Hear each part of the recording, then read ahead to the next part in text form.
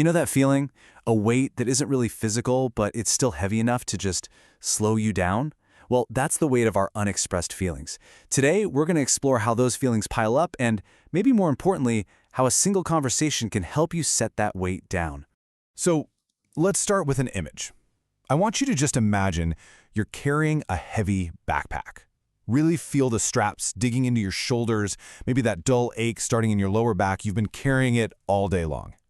And when you finally look inside, you realize it's filled with stones. Because that's exactly what our unexpressed feelings are. The worry you swallowed, the fear you didn't mention, the sadness you're holding on to. Yep, each one is another stone plopped right into that bag.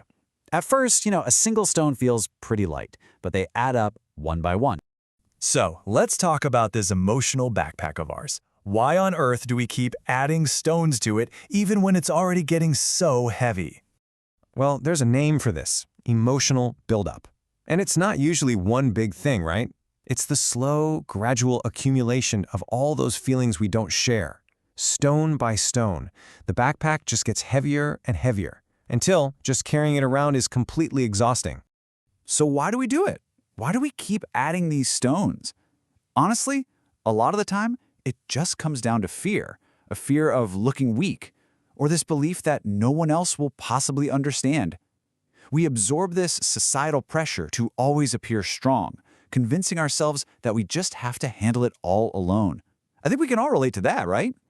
But here's the thing, this weight isn't just a metaphor, it has real scientific consequences. So let's take a look at what's actually happening inside our brains when that backpack gets way too heavy. When we keep everything bottled up, our internal world can feel like a chaotic storm. It's just overwhelming. But something pretty amazing happens when we speak our feelings. The simple act of putting them into words helps our brains start to organize that chaos. The storm begins to clear, and you finally start to get some clarity. Being truly heard is just such a powerful healing process. It literally changes our brain chemistry.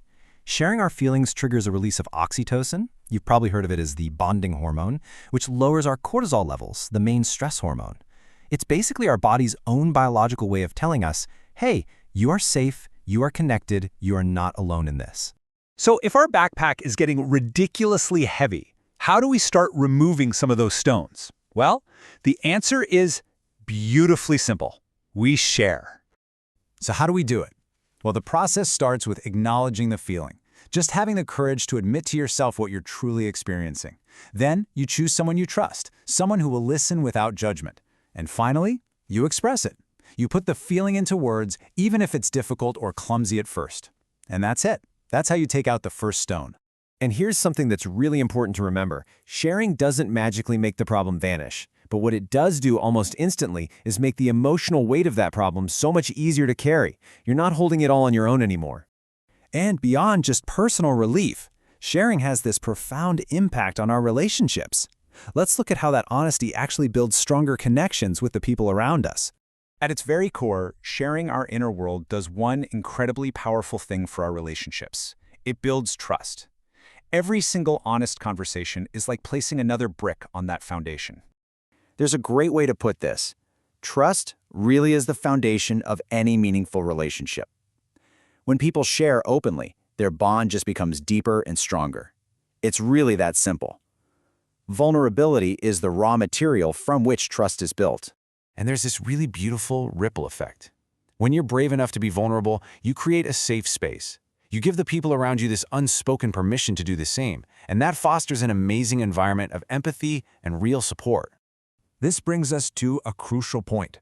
We need to redefine what it actually means to be emotionally strong. It's not about hiding what you feel, it's about having the courage to express it. Let's just put this myth to bed right now.